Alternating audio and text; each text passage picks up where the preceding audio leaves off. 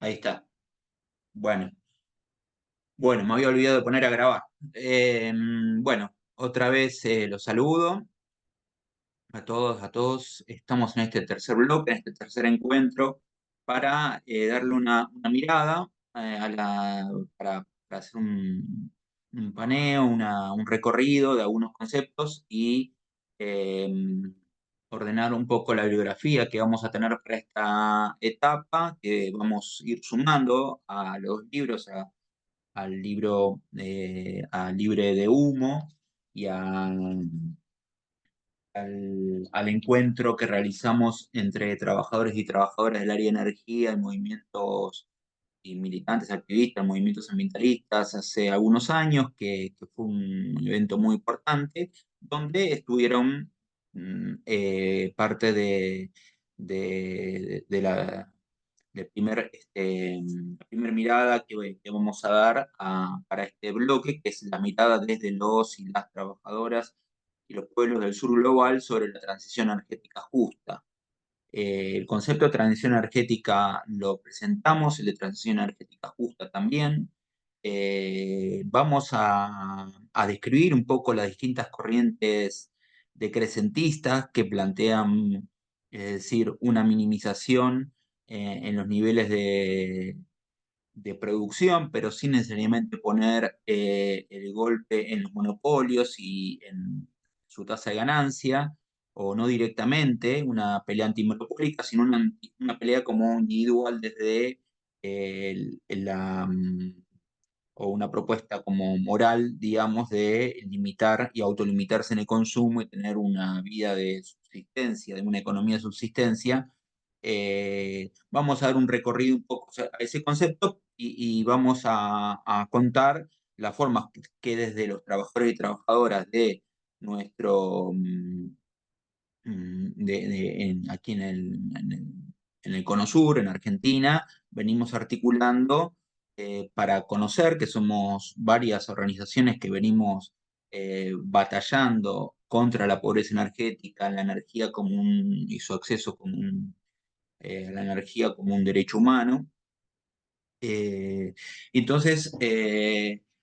ahí se van dando distintas miradas. El encuentro que realizamos en ATE hace algunos años, que usamos como elemento de base, y también el libro sobre ensayo crítico, sobre desarrollo, ambiente y emancipación, que están en el primer bloque, vamos a ir desagregando algunos aspectos de esos dos materiales. Bueno, contar, ¿no? La situación de las distintas miradas de los y los trabajadores y los pueblos del sur global sobre la transición energética justa. Con un enfoque que tiene a la energía y su acceso como un derecho humano y como una polémica, digamos, en la transición energética, que ya el aspecto de justa permite que esa transición energética, entendiéndose como un cambio en la matriz energética hacia una matriz que descarbonice, es decir, minimice la generación por hidrocarburos, le hace gas y petróleo o carbón, hacia una matriz que minimice los gases de efecto invernadero, básicamente CO2, también la producción agropecuaria va a tener emisiones de metano. Eh, bueno, que eso lo tenga en cuenta con un programa, una planificación que tenga en cuenta a los trabajadores y los pueblos en el recambio de tecnologías. Luego eso se ha ido complejizando, ¿no? Porque eso aparece también en lo que en el libro decimos de ecocapitalismo, como una góndola, como un andarivel para negocios dentro del capitalismo verde, título de un libro de Al Gore, un candidato a presidente de Estados Unidos que pierde con un acordado, digamos. Entonces también nosotros nos vamos a remitir a la iniciativa y vamos a tener como un cierto acercamiento a las iniciativas que viene llevando los sindicatos por la democracia energética, TUED por su sigla en inglés, que viene organizando los sindicatos por la democracia energética en el sur global, con un primer encuentro en Nairobi en octubre del año 2022. Yo fui parte de la cumbre previa, donde hay un programa que es parte de la bibliografía, el programa sindical para un futuro energético público con bajas emisiones de carbono. Eso se presentó en Glasgow, en la cumbre ambiental o en la contracumbre, en el sindicato escocés, en el STUC. Y luego este programa constituyó una convergencia de sinnúmeros de centrales y sindicatos de base, y en el año 2022 en Nairobi, al otro año, digamos, entonces, la COP26, la cumbre ambiental en Glasgow, fue en el 2021. En octubre del 2022, en Nairobi, se lanza los Sindicatos por la Democracia Energética del Sur Global, o SUR. Y bueno, un poco vamos a seguir, o por lo menos voy a leerles ahora un breve concepto que dice que las empresas públicas son del pueblo y la privatización no es una transición,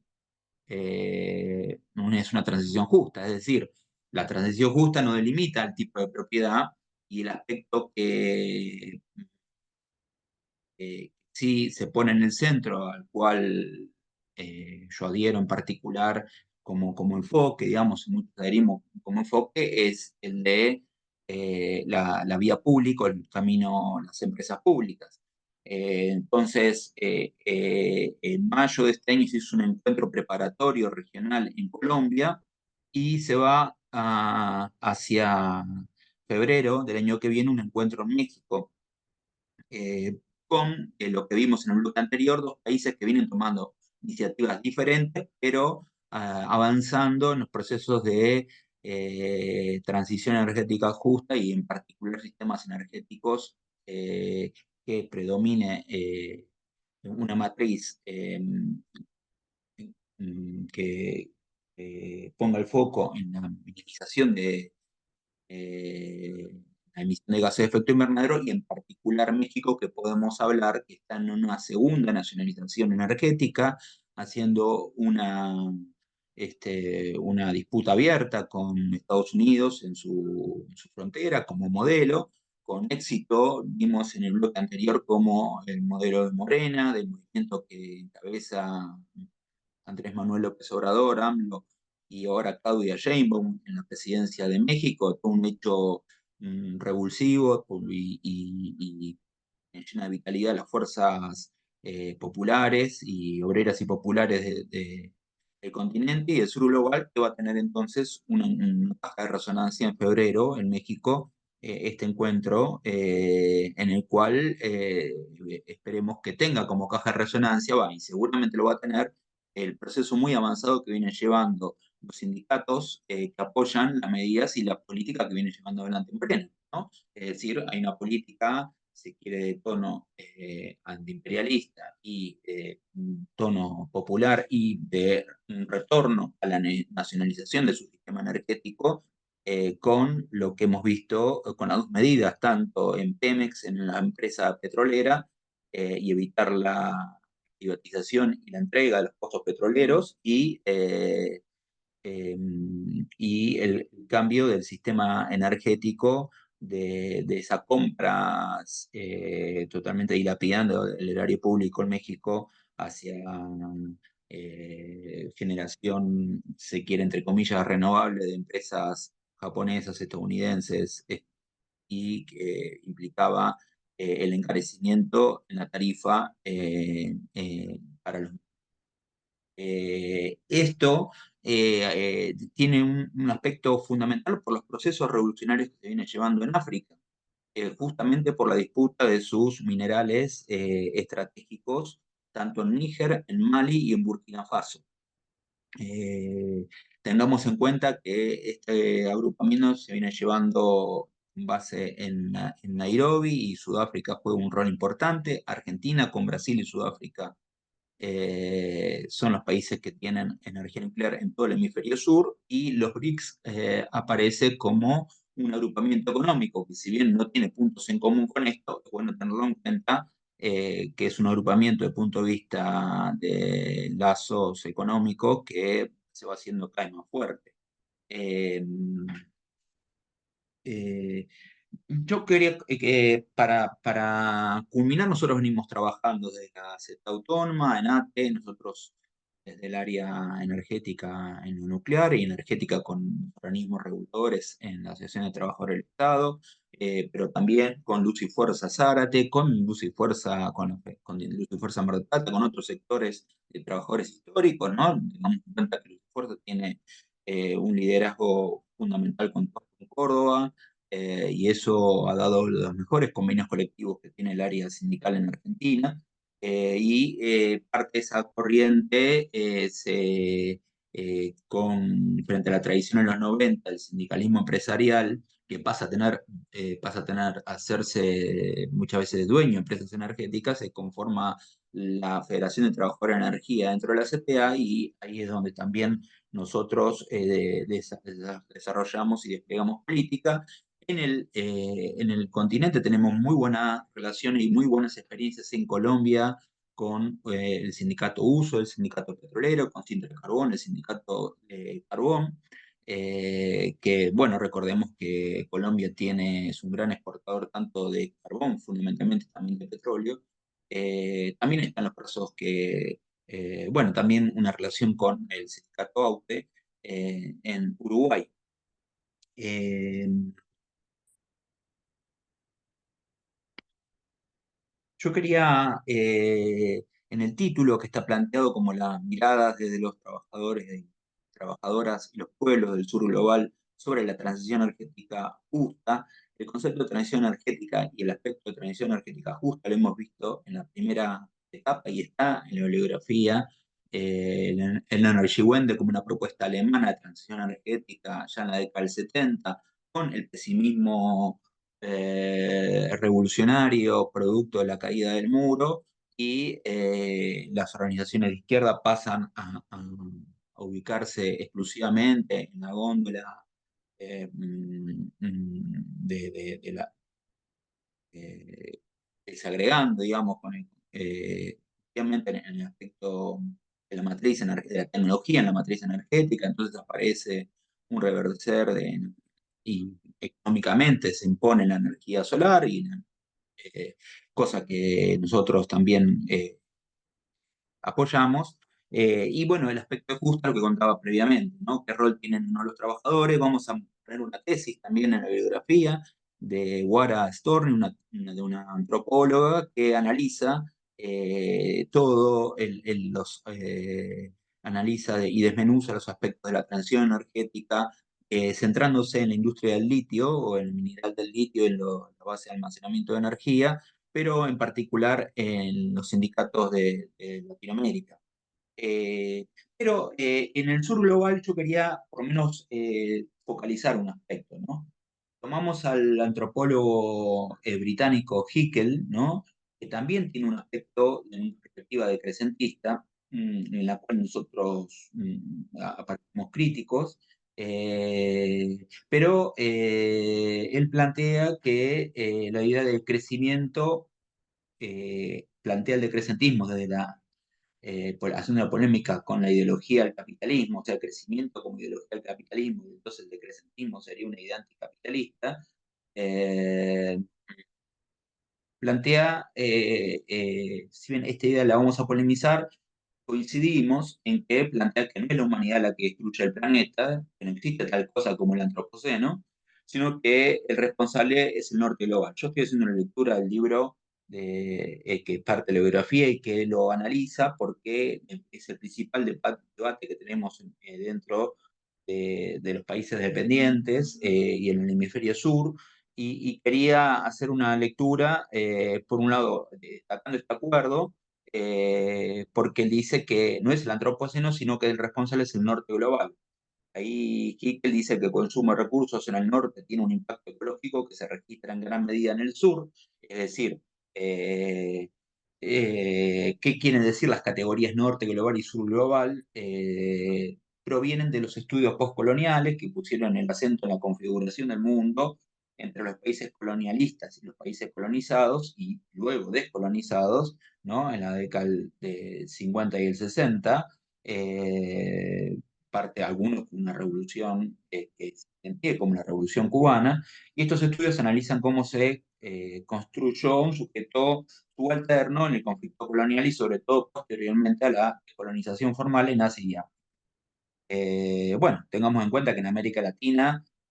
mayormente colonizada, pero aún tenemos bastiones ocupados por el imperialismo como son nuestras Malvinas, y el análisis de las sociedades postcoloniales emerge en las últimas décadas en estudios de coloniales. Eh, a estas múltiples variantes entre desarrollados y subdesarrollados, centrales y periféricos, primer y tercer mundo, que eso es una categoría de la década del 70, que fue un agrupamiento que nosotros vamos a cerrar un poco este curso tomando el discurso del Che en Argel, ¿no? Porque fue una cumbre de países del tercer mundo, muestran las dificultades que existen para comprender un mundo desigual, ¿no? La teoría del imperialismo, la de la dependencia, la del desarrollo, la postcolonial, todas parten de la desigualdad existente entre lugares, personas y empresas. El norte y el sur globales entonces son categorías propuestas por una corriente del postcolonialismo para explicar rasgos de estas diferencias y refieren a zonas del planeta que agrupan países y lugares desiguales, coincidentes, aunque no totalmente en los puntos cardinales. Entonces, si volvemos a este antropólogo inglés, Hickel, ¿no? Que aparece con una mirada en la cual tenemos acuerdo y, bueno, pero abonando al decrecentismo, que aparecería una polémica para gran parte para los trabajadores y trabajadoras y para los pueblos del sur global, que no es una salida, pero ¿qué es lo que plantea? Que el norte global es el consumidor masivo que provoca la contaminación, la emisión de gases de efecto invernadero y el cambio climático. Y el antropoceno nos echa la culpa a todos y él responde planteando que es el consumo descomunal del norte global el que requiere explotar los recursos del sur global y que para ello sostienen mecanismos colonialistas y extractivistas. Eso parte vimos en la matriz energética de consumo para el consumo interno, por ejemplo, en el caso de Colombia, fundamentalmente hidroeléctrica y una gran exportador de petróleo y carbón, por lo cual también muchas veces requieren hacer nuevos represas y embalses para tener energía de base, que es lo que provee la generación hidroeléctrica, para tener energía para los procesos extractivos de carbón o de petróleo. Eh, y el movimiento, ¿sobre qué base se asienta el movimiento de Hickel? En Río más 20, es decir, a 20 años de la cumbre de Río, la cumbre mundial, varios sindicatos hicieron hincapié en que para transitar los cambios productivos requeridos, para disminuir la contaminación, la emisión de gases de efecto invernadero y el cambio climático, era necesario tener reglamentaciones financieras robustas, restricciones a la especulación y el apoyo a la economía real, ¿no? Eh, y esto lo lleva adelante fundamentalmente la megaestructura sindical, la CCI, que se ubica en el esquema de la transición verde y en la economía verde. Por ejemplo, que ya he citado el enfoque ecocapitalista, por ejemplo, de Al Gore, el presidente que en Estados Unidos, ya hace unos, pero que termina siendo una militancia o un lobista, digamos, más que militancia, un lobista ambiental, ¿no? Los sindicatos latinoamericanos a esta propuesta de la CCI recuperan el concepto de transición justa, retomando el principio que leímos en el primer bloque, ¿no? De responsabilidades compartidas pero diferenciadas para no perder derechos laborales ni perder puestos de trabajo.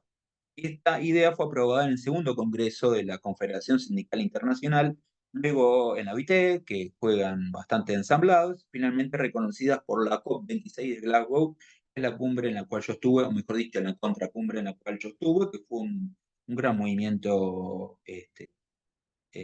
debate, digamos. Eh, entonces, ¿cómo se encara esta idea, este concepto de responsabilidades compartidas pero diferenciadas? Implica el decrecimiento del norte global, eh, y eso sería una propuesta en la que hace pie este antropólogo inglés Hickel. Y decrece, ya no es necesario el extractivismo, se agrega, ¿no? Este extractivismo, nosotros con cierta matiz, con repetir como un mantra ese neologismo, porque no necesariamente nos lleva a la salida liberadora que la requiere nuestro continente, ¿no? Pero, bueno, plantea, ¿no? Si se decrece, ya no es necesario el extractivismo y agrega que el decrecimiento en el norte representa un proceso de colonización en el sur, sin explicar cómo, ¿no? Como una idea muy extremadamente simple, muchas veces las ideas simples, veámoslo a Milei, ¿no? Ahora, que es presidente de Argentina, suelen tener buen impacto, ¿no? Aunque no sean necesariamente verdaderas. Esta versión postcolonial del decrecimiento se distancia de otras versiones de decrecentistas, por ejemplo, algunas otras propuestas de economía de subsistencia como eh, las ecofeministas, Shiva, etc., u otras propuestas. ¿Por qué? Pero bueno, el Hickel no propone que la salida es la subsistencia. Hickel, al contrario, responde a las críticas económicas que se le hacen y dice que frente a las voces que plantean el decrecimiento implica recesión económica, y que dice que por decrecimiento es reducción del consumo. Por otro lado, sobre todo del sur global, hay quienes plantean que el decrecimiento del norte implica restricción externa de divisas para el sur y que por lo tanto se restringen las posibilidades de desarrollo. Entonces Hickel en ese caso propone una justicia económica. Entonces vamos a hablar él habla de justicia económica y justicia ambiental, salarios justos e igualitarios en el norte y en el sur, tal como plantean los sindicatos de la transición justa. Pero además insta al sur global a construir economías centradas en la soberanía, la autosuficiencia y el bienestar humano, aspectos con los cuales estamos de acuerdo, pero bueno, como es más allá de las buenas intenciones de Hickel, aparece, ¿no? Esta idea de un británico hablándonos de crecimiento y que nosotros que tenemos necesidades insatisfechas, tengamos en cuenta que por la política de ajuste brutal de guerra que nos está llevando el ajuste de gobierno Milei, está el dato de 1 millón de pibes que se van a cenar, se van a dormir sin cenar, o la situación de hambre y de pauperización absoluta de pasando nuestro pueblo, que venga un planteo de un británico, ¿no? Con una idea de crecimiento y con una explicación muy simple sobre que el decrecimiento en el norte global va a implicar descolonización en el sur, porque no hay ningún sujeto social que lleve adelante esa descolonización, hacemos un poquito de ponemos en dudas, ¿no? En el sur global, además de la intervención económica, ¿no? El sur global entendido con estos enfoques de coloniales, ¿no? Y un concepto que viene traído de ese lugar. Nosotros podemos hablar económicamente de los países o el enfoque de países dependientes, ¿no? También podemos hasta tomarlo con anónimos, que no lo son, la intervención económica, política, militar directa de los Estados Unidos y otros países del norte global, ¿no? Ese es nuestro sur global, una región oprimida. Tenemos nuestra propia historia de contradicciones entre clases dominantes nativas, dueñas y poderosas, clases populares capaces de resistir y luchar. Tengamos en cuenta que es un continente con una revolución, con varias revoluciones triunfantes, que sigue en pie en Cuba, más clásica, hay procesos revolucionarios que se mantienen, ¿no? Tengamos en cuenta lo que pasa en Venezuela, bueno, el mismo proceso de cambios profundos que se vienen dando sin ser revolucionarios en México. Eh, y bueno, entonces tenemos nuestra propia historia para apalancarnos, ¿no? O sea, tenemos nuestra historia y nuestras propias clases dominantes nativas, dueñas y poderosas, tenemos, es decir, sectores donde ubicar al blanco desde el punto de vista de la lucha popular, y estos que van oscilando, procurando mantener la clase populares capaces de resistir y luchar, y estados que van oscilando, procurando mantener la unidad. Esto exige, evidentemente, abordajes más complejos y además no precisamos. Entonces, la iniciativa necesariamente del norte global para colonizarnos será un rol protagónico del sujeto social de los pueblos eh, en nuestro continente, en nuestra América. Eh, En los enfoques que se vienen dando en este agrupamiento de sindicatos y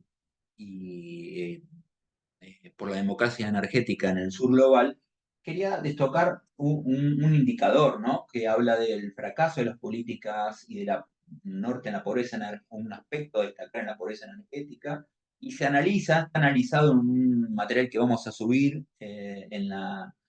como bibliografía también, el caso de la pobreza energética en el África subsahariana, eh, teniendo eh, las propuestas sin salida de la financiación combinada, o lo que acá está como participación pública, participación privada, la necesidad de revertir absolutamente el ajuste estructural de los 90 y desandar ese camino, es decir, el camino del modelo estándar de privatización, eh, a cierto modelo híbrido con esta participación privada tampoco aparece efectiva. La privatización, el camino que se ha dado en México, que es el de desandar el camino de privatización de los servicios públicos, quitándole lugar a la financiación de los productores independientes, entre comillas, de energía. eh, las subastas de capacidad que no ofrecen solución. De hecho, es un planteo que se está llevando acá en el sistema energético con el gobierno Milei, que es que exista una oferta, una góndola de oferta de energía, y que haya compradores independientes. Es decir, tengamos en cuenta que para eso es indispensable una línea de alta tensión de baja y de media, que fundamentalmente son infraestructuras llevadas adelante por el Estado Nacional, para lo cual este gobierno no tiene ningún tipo de miramiento en retasear, ¿no? Si un monopolio precisa una línea de alta tensión, se está llevando adelante. Sin ir más lejos, veamos ahora el puerto de Rosario, que se está llevando adelante una línea, unos 40 kilómetros de línea férrea y línea de alta tensión para los grupos molineros, portadores de aceite.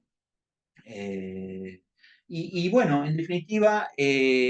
una propuesta de vía pública que tiene como un ejemplo que se está llevando adelante en México y que vamos a tener como análisis también en la bibliografía, retomando un poco el ejemplo o lo que viene analizando los sindicatos por la democracia energética en el sur global.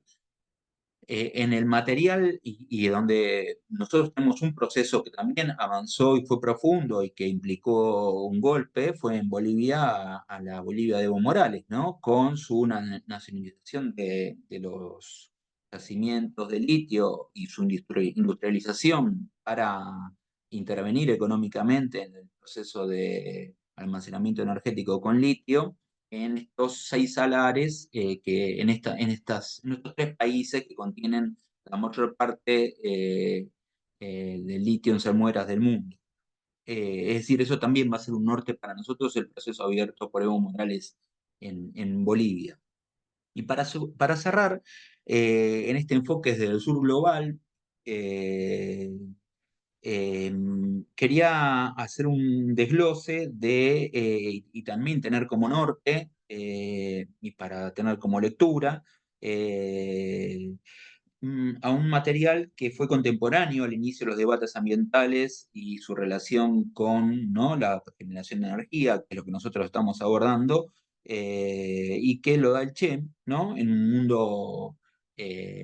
con países socialistas en ese momento. Y lo dan uno de sus grandes discursos en el segundo seminario económico de solidaridad afroasiática en Argel en 1965, y plantea 4 aspectos. Pone sobre la mesa la necesidad de una alianza entre los pueblos subdesarrollados y los países socialistas en ese momento, contra el enemigo común, el imperialismo. La expresión además de la delegación cubana. En segundo término, la alianza